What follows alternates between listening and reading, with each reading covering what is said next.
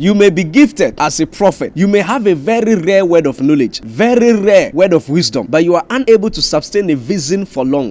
Why? Visions are not gifts. It is a realm that opens to men. And when they open, it is your responsibility to keep it or to sustain it for long. So the fact that you have a word of knowledge or a gift of word of wisdom or word of knowledge does not guarantee the duration of your vision, because that realm is not a gift. So you see, the reason why many prophets see is because seeing once is a gift. Seeing always is a system. Seeing for life is a covenant. So there are some prophets, they see once, and when you see once, it's a sign that is a gift. When you see always, it is a system you have put in place in the realm of the spirit. So you know. So seeing is no longer an issue. You are able to enter that realm and come out, because it's a system you, the prophet, have put in place. They are structures you put in place, and you are able to see. You are able to enter that realm and come out of that realm at will. But to see for life is a covenant. So there are prophets that leaves the gift realm, left the system realm, and they have built covenant with the Lord. So your understanding of this puts you ahead of every other person. You must stop celebrating gifts and enter realms where you are able to sustain visions for long. I'm not saying that